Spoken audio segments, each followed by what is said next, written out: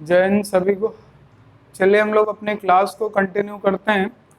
आज हम लोग फिजिक्स की क्लास को आगे कंटिन्यू करेंगे। फिजिक्स में लास्ट टर्म हम लोग पढ़ रहे थे साउंड वेव्स। साउंड वेव्स को आगे कंटिन्यू करते हैं। साउंड वेव्स में हम लोगों ने पढ़ा कि ध्वनि जो आपकी ध्वनि तरंगे हैं, ये ध्वनि तरंगे तीन प्रकार की हैं। पहली तो वे तरंगे जिनको हम सुन सकते हैं उन्हीं को हम लोग बोलते हैं श्रव्य।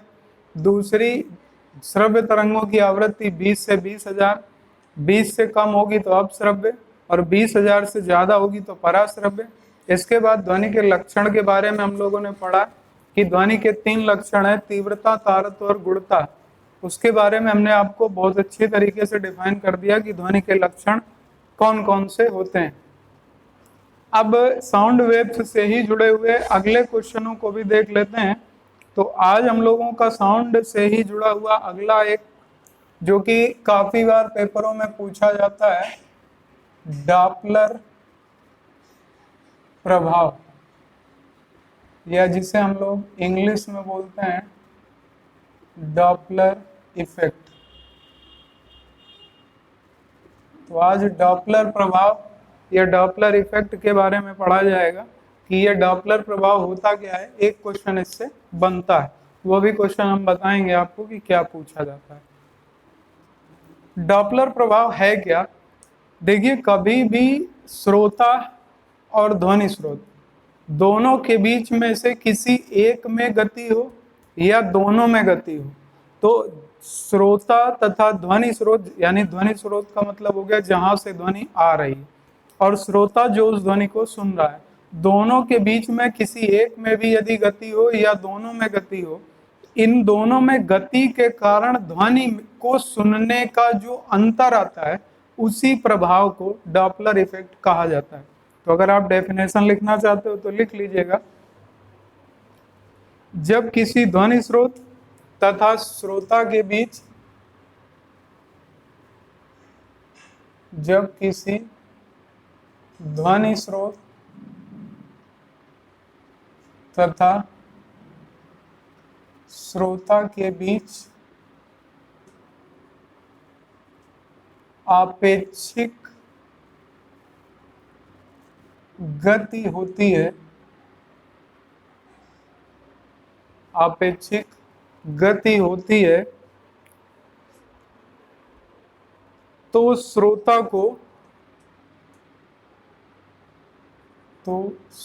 को ध्वनि उसकी वास्तविक आवृत्ति से कुछ अलग सुनाई देती है।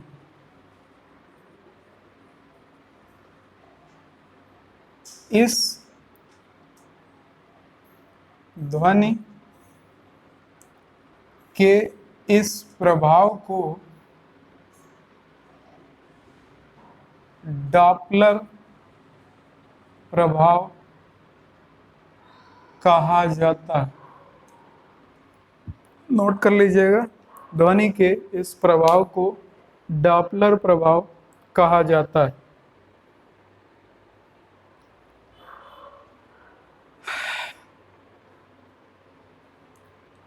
अब इसको हम लोग समझेंगे कैसे, उसको देखते हैं। देखिए, मान लीजिए कोई एक आपका मित्र है ए, आप हैं बी, आप किसी रेलवे स्टेशन पर, ये मान लेते हैं प्लेटफॉर्म। अब प्लेटफॉर्म पर आप अपने मित्र को छोड़ने गए उसी के साथ में। अब आप छोड़ने जब प्लेटफॉर्म पे गए तो यहाँ पर आपको ट्रेन इस ओर से आनी है और इस ओर जानी। अब होगा क्या, आप दोनों मित्र इस प्लेटफॉर्म पर बैठे हैं। अब मित्र ए और मित्र बी दोनों इस प्लेटफॉर्म पर बैठे हुए हैं। अब ट्रेन प्लेटफॉर्म से कुछ दूरी पर है और कुछ दूरी पर आकर के यहाँ पर ट्रेन अपना हॉर्न देती है। आप सबको मालूम है कि प्लेटफॉर्म से कुछ दूरी पर ट्रेन जब आ जाती है तो वो हॉर्न देती है कि जिससे जो लोग भी प्लेटफॉर्म पे हों वो थोड़ा सा पटरी पर हों, वो हट जाएं।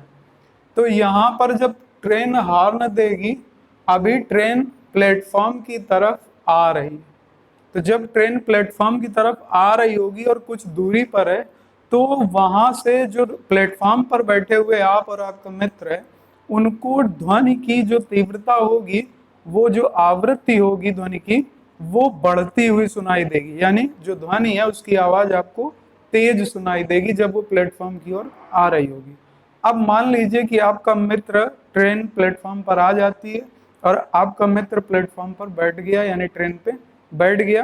ट्रेन में बैठ जाने के बाद अब ट्रेन आगे की ओर जाएगी और ट्रेन जब यहाँ से प्लेटफॉर्म पर आई, अब मित्र को बैठा लिया और मित्र आपका यहाँ से आगे की ओर जा रहा है। अब ट्रेन पहुंच गई प्लेटफॉर्म से यहाँ पर, यानी कि आगे की ओर।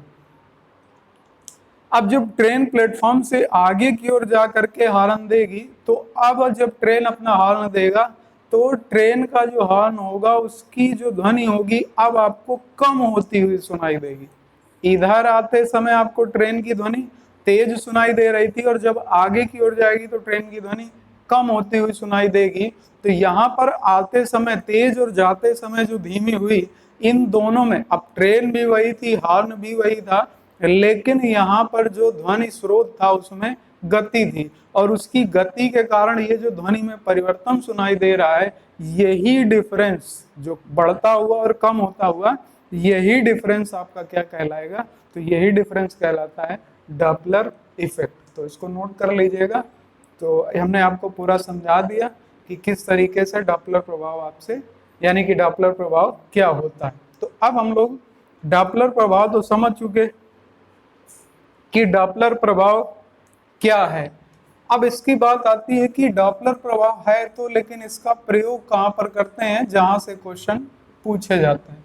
तो देखिए, प्रयोग के लिए आपको याद रखना है कि इसका प्रयोग मुख्य रूप से जो वायुयान है उनका वेग ज्ञात करने के लिए, कि किस दिशा में वो गति कर रहे हैं, ये ज्ञात करने के लिए किया जाता है।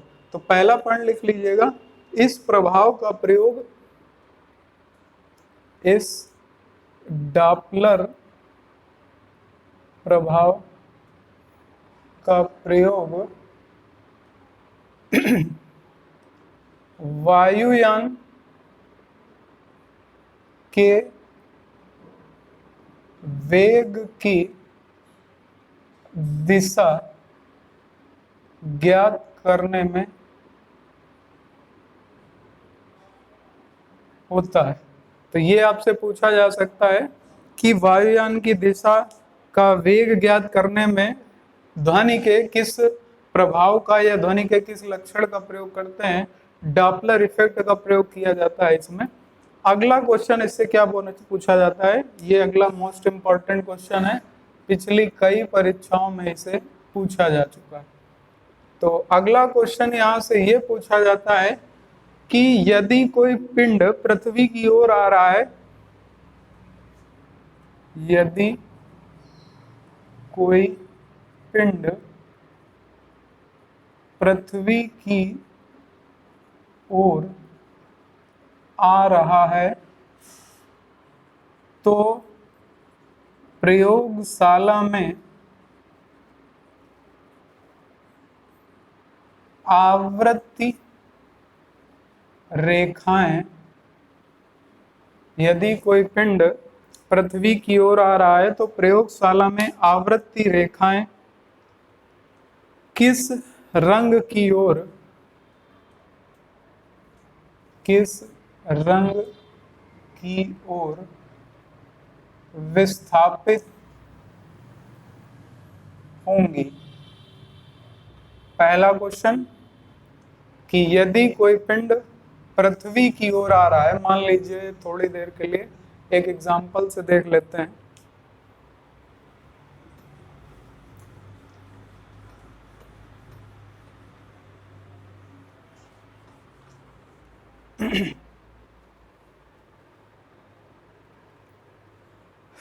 एग्जाम्पल से देखते हैं, जैसे ये आपकी पृथ्वी है,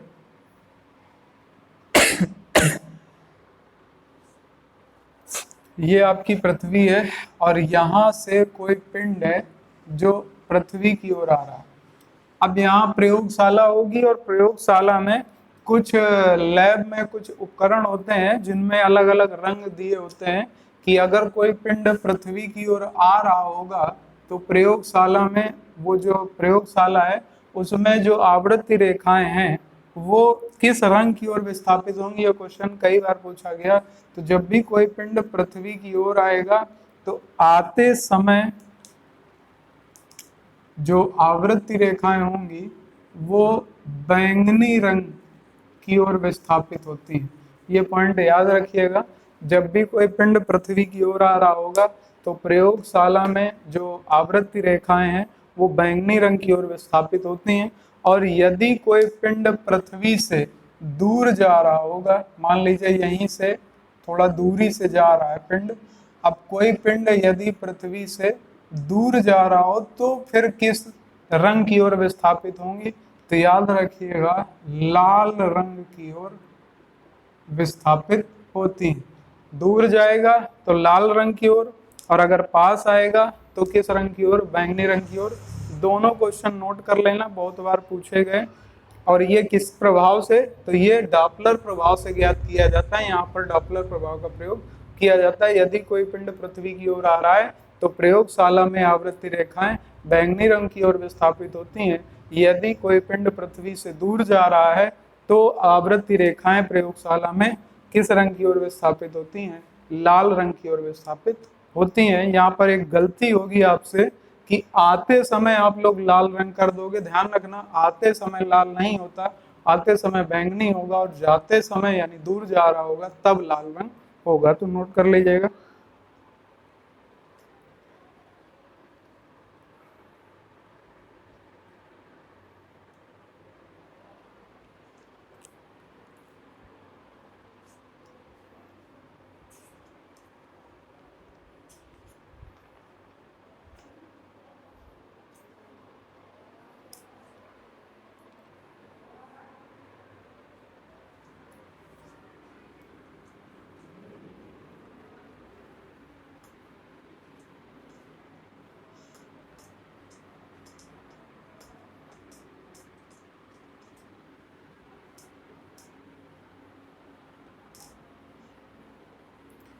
अब साउंड वेव्स में ही अगला पॉइंट देख लेते हैं,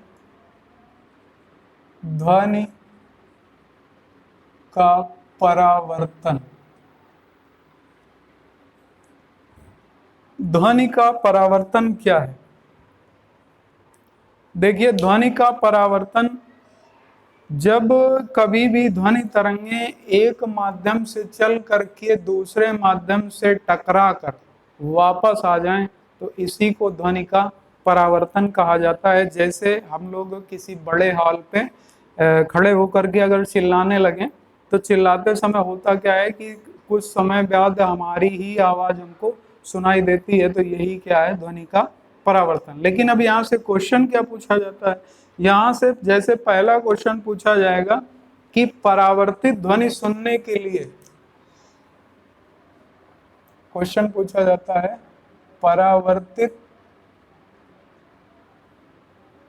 ध्वनि सुनने के लिए श्रोता तथा परावर्तक तल के बीच न्यूनतम दूरी क्या होनी चाहिए? श्रोता तथा परावर्तक तल के बीच की दूरी क्या होनी चाहिए यदि आपको प्रतिध्वनि यानी परावर्तित ध्वनि सुननी है?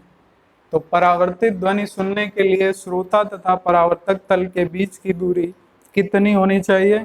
तो वायु में ध्वनि का वेग कितना होता है? 332 मीटर पर सेकंड। यहाँ से हम लोग जब निकालते हैं तो निकल करके आता है 16.6।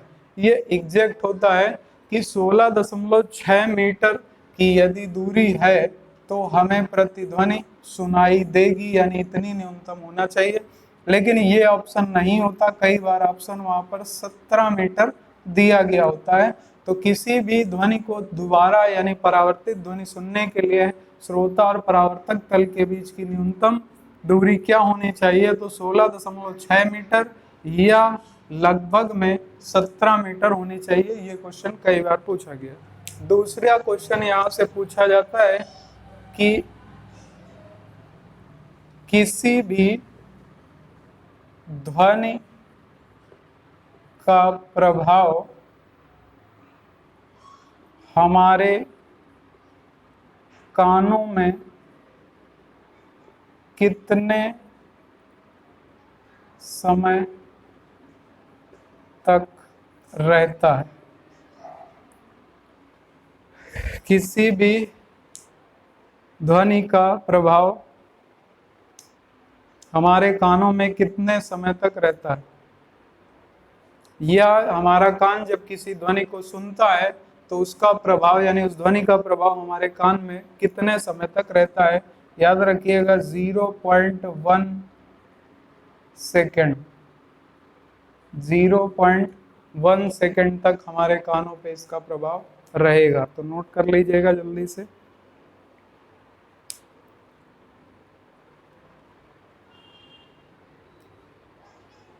इसके बाद ध्वनि का एक और पॉइंट यहां से बनता है, ध्वनि का अनुरणन क्या है? अनुरणन या जिसको बोलते हैं रीवर्बरेशन, रीवर्बरेशन या अनुरणन क्या होता है? ये भी पूछ लिया जाता है कभी कभी।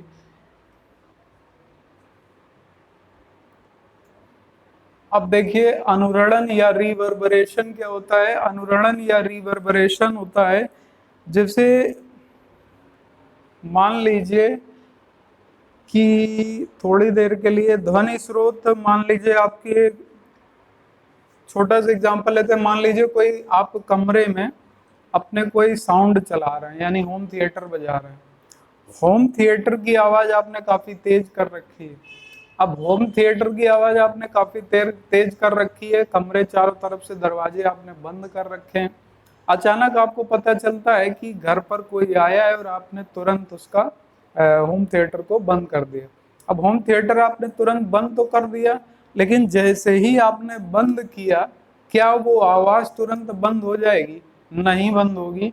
तो यहाँ पर आवाज क्यों नहीं बंद होती तुरंत? तो इसी ही घटना को अनुरणन या रिवर्बरेशन कहा जाता है। इसको लिखेंगे कैसे? तो इसको लिखने के लिए आप इस तरीके से लिख सकते हैं कि ध्वनि स्रोत के बंद हो जाने के बाद भी ध्वनि का प्रभाव कुछ समय तक रहता है। तो ध्वनि स्रोत बंद हो जाने के बाद जो ध्वनि का प्रभाव है उसी को अनुरणन या रिवर्बरेशन कहा जाता है। नोट कर लीजिएगा, इसी को अनुरणन कहा जाता है। और ध्वनि स्रोत बंद हो जाने के बाद जो ध्वनि सुनाई देती रहती है, इस बीच के टाइम को क्या कहा जाता है? तो ध्वनि स्रोत, मान लीजिए ध्वनि स्रोत जो था उसको बंद कर दिया गया, लेकिन ध्वनि अभी भी, ये जो ध्वनि स्रोत था इसको बंद कर दिया, लेकिन ध्वनि अभी भी सुनाई दे रही है यानी कुछ समय तक। तो इस बीच का जो टाइम होगा, इस टाइम को क्या कहा जाता है? तो इसको कहा जाता है रिवर्बरेशन टाइम, या इसी को अनुरणन काल कहा जाता है। अनुरणन काल या रिवर्बरेशन टाइम कहा जाता है। अब यहाँ से सोच रहे होगे कि क्वेश्चन क्या बनेगा। तो क्वेश्चन क्या बनेगा इसके संबंध में आप इस तरीके से याद रखिएगा। क्वेश्चन पूछा इस तरीके से गया कि जितने भी बड़े सिनेमा घर हैं उन सिनेमा घरों में छत और दीवारें, यानी साउंड के जस्ट पीछे की दीवार, जैसे कि जो उसके सामने होगी, या जहां पर भी होम थिएटर है उसकी जो ऊपर की छत होगी, ये कच्ची क्यों रखी जाती है? कच्ची रखने का मतलब ये पूरी तरीके से बंद क्यों नहीं करी जाती? और यह पूछा जा सकता है कि बड़े बड़े सिनेमा घरों में दीवारों पर मोटे कंबल या मोटी चादरें या कोई मोटा फोम यूज किया जाता है, किस कारण? तो ये इसलिए प्रयोग किया जाता है कि ध्वनि का जो लक्षण है अनुरणन का, अनुरणन के कारण अगर ये पूरी तरीके से पूरा बंद कर दिया जाए और पक्का हो, तो वहां पर अगर हाई डेसिबल पर अगर कोई साउंड चलाया जाएगा तो थोड़ी देर बाद सारी आवाजें एक से दूसरे में मैच होने लगेंगी और एक समय ऐसा आएगा कि उस कमरे पे या उस हॉल पे इतना ज्यादा प्रेशर क्रिएट हो जाएगा कि उसकी दीवारें या उसकी छत चिटक भी सकती है, यानी कि वो वहां से चिटक सकती है या छत बीच से टूट भी सकती है। तो ऐसा क्यों होगा? तो ऐसा होता है अनुरणन के कारण। तो यहाँ से डायरेक्ट क्वेश्चन ना पूछ करके इस तरीके से भी पूछता है कि कच्ची क्यों रखी जाती हैं दीवारें या छत क्यों कच्ची रखी जाती है, तो वो अनुरणन या रिवर्बरेशन के कारण किया जाता है। नोट करिएगा जल्दी से।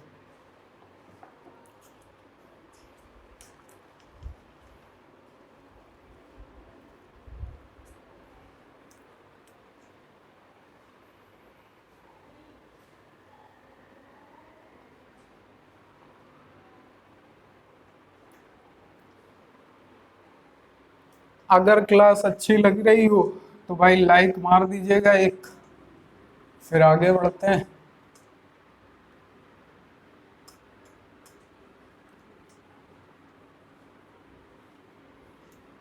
अब यहाँ से एक क्वेश्चन पूछा जाता है, जैसे हम लोग अभी पढ़े थे कि ध्वनि की तीव्रता किसमें मापी जाती है।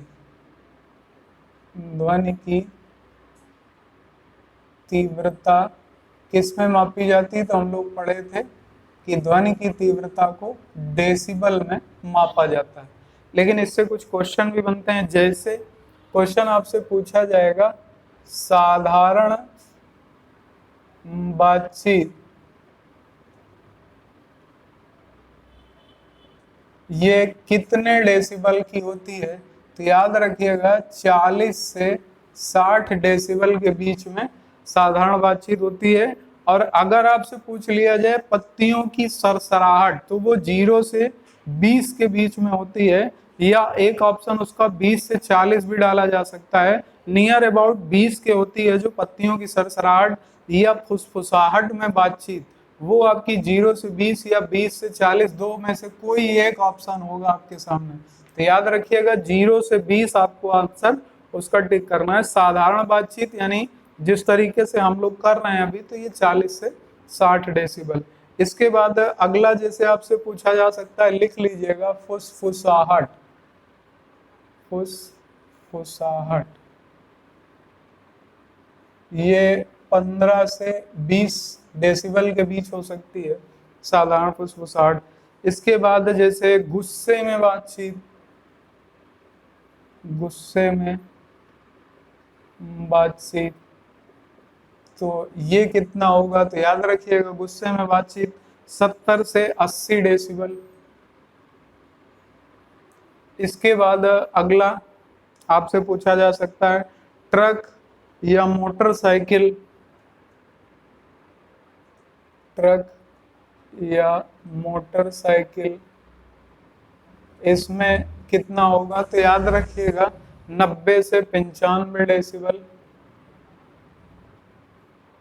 इसके बाद आपसे पूछा जा सकता है सायरन, जो सायरन आपकी फैक्ट्रियों में या बैंक में लगे होते हैं, सायरन, तो सायरन का डेसिबल होता है 190 से 200। इसके बाद लाउड स्पीकर, लाउड स्पीकर का आपका होता है 70 से 80 डेसिबल, 70 से 80 डेसिबल। इसके बाद आपसे रॉकेट पूछा जा सकता है, रॉकेट काफी बार पूछा भी गया है। रॉकेट 160 से 170 डेसिबल। मिसाइल के बारे में पूछा गया है, मिसाइल 180 से 190 डेसिबल। तो ये आप लोग इतना नोट कर लीजिएगा, अभी आगे अगर हमें और कुछ मिलता है तो वो भी नोट करवा देंगे।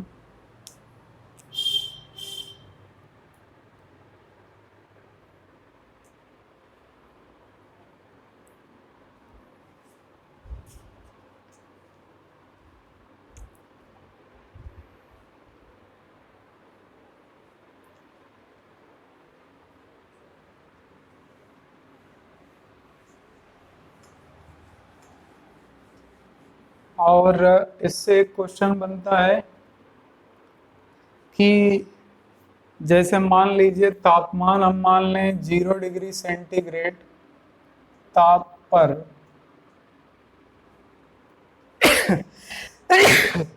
सॉरी विभिन्न माध्यमों में ध्वनि की चाल। इसमें आप 4-5 याद रखिएगा, ज्यादा याद रखने की जरूरत नहीं।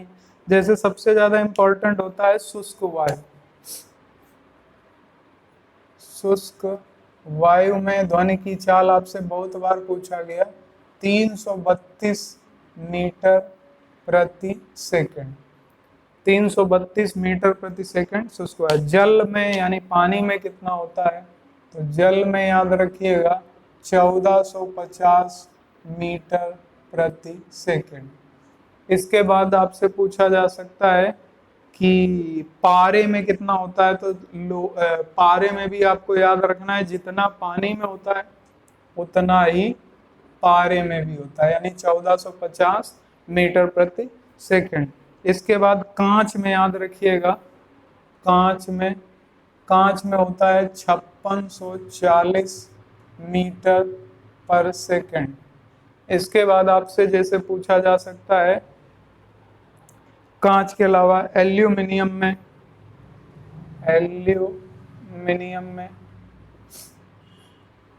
तो एल्यूमिनियम में कितना होता है, तो एल्यूमिनियम में होता है 6400 मीटर पर सेकंड। ध्वनि की सर्वाधिक चाल किसमें होती है, क्वेश्चन बनता है, तो सबसे ज्यादा चाल ध्वनि की इस्पात में होती है, तो ये भी नोट रख लीजिएगा। सबसे ज्यादा ध्वनि का वेग किसमें होगा, तो स्टील में, लेकिन उससे भी ज्यादा एल्युमिनियम में होता है अगर सॉलिड है तो ये नोट कर लीजिएगा। फिर हम लोग और क्या क्वेश्चन बनते हैं इस टॉपिक से वो भी देखते हैं।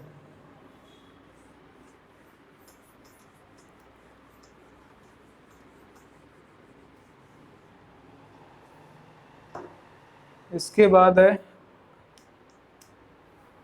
एक पूछा जाता है कि ध्वनि की चाल पर ताप का क्या प्रभाव है। ध्वनि की चाल पर ताप का क्या प्रभाव है। पहला पॉइंट याद रखिएगा, यदि किसी माध्यम का ताप बढ़ा दिया जाएगा तो ध्वनि की जो चाल होगी वो ध्वनि की चाल भी बढ़ जाएगी। यानी शुष्क वायु में ध्वनि की चाल नम वायु की अपेक्षा क्या होती है, बढ़ जाती है। यानी किसी माध्यम का ताप बढ़ा दिया जाए तो ध्वनि की चाल पर क्या प्रभाव पड़ेगा, ऐसा क्वेश्चन पूछा जाएगा तो क्या होगा, बढ़ जाएगा। अब कितना बढ़ जाएगा, तो याद रखिएगा यहाँ से एक पैरामीटर का क्वेश्चन पूछा जाता है, जैसे कि ध्वनि यदि किसी वायु का ताप, मान लीजिए क्वेश्चन बन गया आपसे, यदि किसी वायु का ताप 1 डिग्री सेंटीग्रेड बढ़ा दिया जाए तो ध्वनि की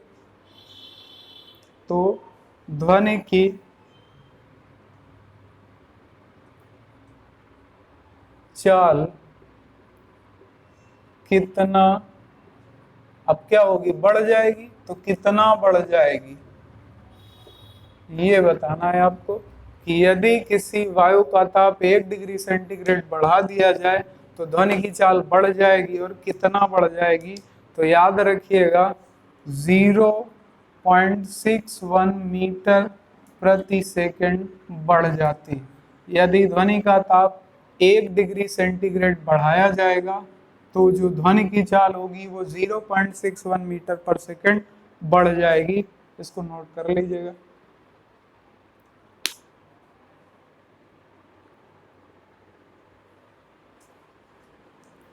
.61 मीटर पर सेकंड बढ़ जाएगी। यानी अगर 332 है साधारण में, तो आपसे पूछ ले, मान लीजिए क्वेश्चन एक पूछ सकता है यहाँ से कि 0 डिग्री ताप पर ध्वनि का जो वेग था वो कुछ था और 1 डिग्री ताप बढ़ा दिया गया, यानी अब आपसे क्वेश्चन पूछ लिया गया कि पहले जो वायु का ताप था वो 0 डिग्री सेंटीग्रेड था, अब वायु का ताप 1 डिग्री या 2 डिग्री बढ़ा दिया गया, तो 1 डिग्री ताप बढ़ा देने पर अब ध्वनि का वेग कितना होगा। तो याद रखना 332 वो था, उसमें ऐड कर देना, अगर 1 डिग्री बढ़ाया गया है तो 0.61 बढ़ेगा, अगर 2 डिग्री बढ़ाया गया है तो ये आपको क्या लिखना पड़ेगा, ये 2 बार बढ़ जाएगा, यानी कितना बढ़ जाएगा, तो इसका 1.22 समथिंग बढ़ेगा जा करके। तो ये आपको उसी में ऐड कर देना है 332 में।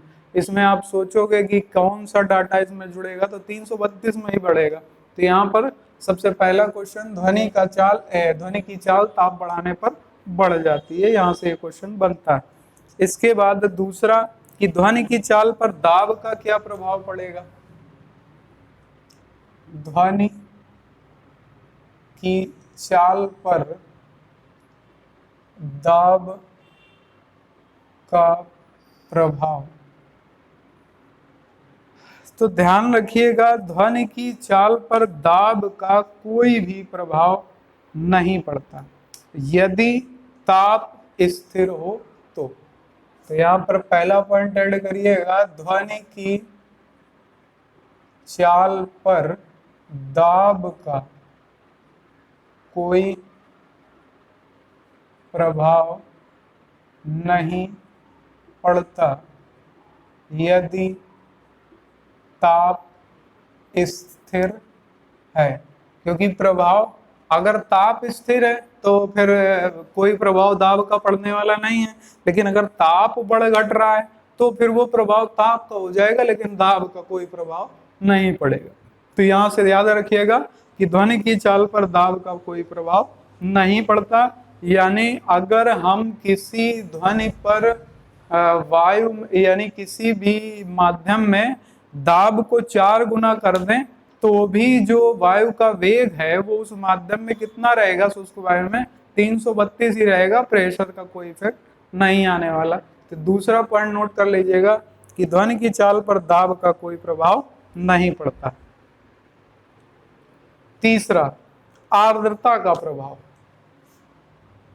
ध्वनि की चाल पर आर्द्रता यानी ह्यूमिडिटी का प्रभाव, तो ध्वनि की चाल पर आर्द्रता या ह्यूमिडिटी का क्या प्रभाव होता है। तो याद रखिएगा किसी भी जलवाष्प मिली हुई वायु से, यानी आर्द्र या जलवाष्प मिली हुई वायु का जो घनत्व होगा वो शुष्क वायु से क्या होगा, ज्यादा होगा, और आर्द्र वायु में ध्वनि की चाल जो होती है वो शुष्क वायु से अधिक हो जाती है। लेकिन ऐसा क्यों होता है, अभी हमने बताया कि शुष्क वायु में ध्वनि की चाल, यानी टेम्परेचर बढ़ाएंगे तो ध्वनि की चाल बढ़ जाएगी, लेकिन अब यहाँ पर बात आ गई कि अगर ह्यूमिडिटी है, अगर आर्द्रता है, तो ध्वनि की चाल शुष्क वायु से ज्यादा होती है, यानी इससे इसमें जो गति होगी वो ज्यादा होगी। जैसे आप देखते होंगे कि जब सर्दियों के समय में हम लोगों को दूर की आवाजें भी सुनाई देती सर्दियों के समय में, क्योंकि हवा में क्या ज्यादा हो जाता है, क्योंकि उस समय जो वायु होती है उस वायु का घनत्व घनत्व क्या हो जाता है, बढ़ जाता है, ऐसा इसलिए होता है। तो यहाँ पर याद रखिएगा कि जो जलवाष्प वाली वायु होती है उसका जो घनत्व होता है वो शुष्क वायु से ज्यादा होता है, इसलिए जो ध्वनि की चाल है वो शुष्क वायु की अपेक्षा आर्द्र वायु में अधिक होती है, यहाँ पर घनत्व के कारण ऐसा होता है। तो नोट कर लीजिएगा जल्दी से।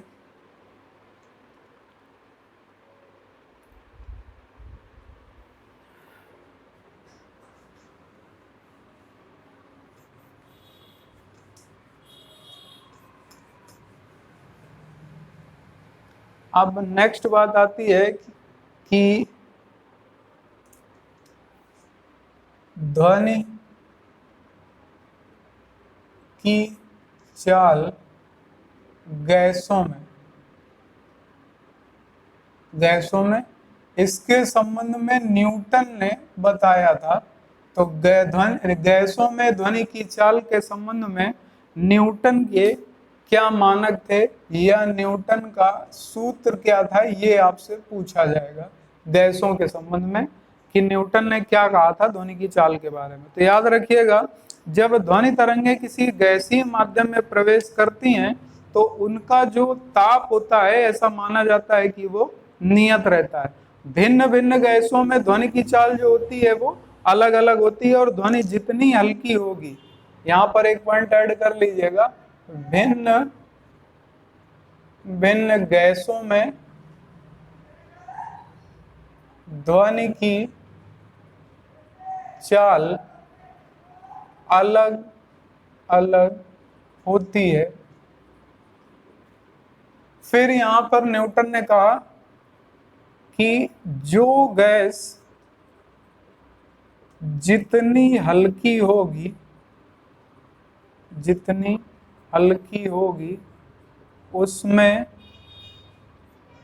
ध्वनि की चाल या ध्वनि का वेग उतनी ही अधिक होगी। मान लीजिए एक गैस ले ली गई हाइड्रोजन और एक गैस ले ली गई हीलियम। अब आपको ऑप्शन में 4 गैसें दे दी गई, हाइड्रोजन, हीलियम और कुछ ऐसी गैसें दे दी गई, और आपसे पूछा गया निम्न में से, ऐसा क्वेश्चन पूछा जाता है, बहुत इंपॉर्टेंट क्वेश्चन है, यहाँ से बनता है। तो यहाँ पर ये कॉन्सेप्ट याद रखना का कि न्यूटन ने कहा था कि जो भी गैस है अगर वो जितनी ज्यादा हल्की है उसमें जो ध्वनि का वेग है वो उतना ही ज्यादा होगा। तो यहाँ पर 4 ऑप्शन देगा, हाइड्रोजन, हीलियम, मान लीजिए कुछ और भी दे दिया, नाइट्रोजन और वगैरह वगैरह। तो अब आपसे क्वेश्चन पूछेगा कि निम्न में से दी गई गैसों में सबसे ज्यादा ध्वनि का वेग किस गैस में होगा। तो आपको मालूम है कॉन्सेप्ट की क्या होगा, सबसे ज्यादा किस में होगा, हाइड्रोजन में होगा, क्योंकि सबसे हल्की गैस कौन सी है, हाइड्रोजन। तो यहाँ से ये पॉइंट याद रखना है कि जो गैस जितनी हल्की होगी ध्वनि की चाल उसमें उतनी ही अधिक होगी, ये आपको कॉन्सेप्ट से याद रखना है। अब यहाँ पर ऑक्सीजन जो है, अगर ऑक्सीजन भी रख दिया जाए तो भी कौन सी सबसे ज्यादा हल्की हो जाएगी, हाइड्रोजन, क्योंकि हाइड्रोजन ही सबसे हल्की है। तो यहाँ पर एक क्वेश्चन बनता है, हालांकि लिखना चाहो तो लिख लो, पूछा नहीं गया अभी तक। जैसे आपसे क्वेश्चन पूछा जा सकता है कि जब ध्वनि तरंगें किसी गैसीय माध्यम में संचरित होती हैं और माध्यम का ताप हम नियत रखते हैं तो ध्वनि की चाल क्या होगी। यदि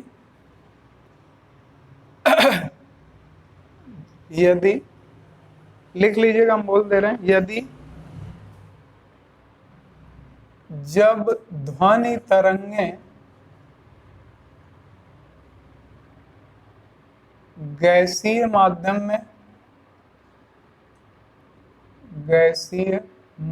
में प्रवेश करती हैं और ताप स्थिर हो तो ध्वनि की चाल क्या होगी। यहाँ पर एक सूत्र दिया था न्यूटन ने, यही सूत्र चलता है। तो ये सूत्र था ध्वनि की चाल V बराबर under root P upon D, यानी प्रेशर अपॉन डेंसिटी, V बराबर under root P upon D। Note कर लीजिएगा।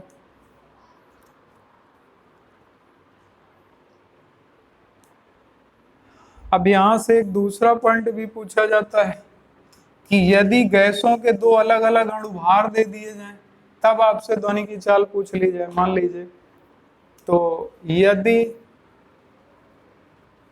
गैसों के अणुभार M1 तथा M2 हैं तो ध्वनि की चालें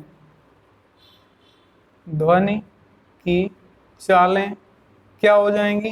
तो एक तो V1 हो जाएगी, दूसरी V2 हो जाएगी, लेकिन इसे निकालेंगे कैसे। तो यहाँ पर एक फार्मूला लगता है V1 अपॉन V2 बराबर under root M2 upon M1, M2 upon M1। तो यहाँ से ये पॉइंट आप नोट कर लीजिएगा।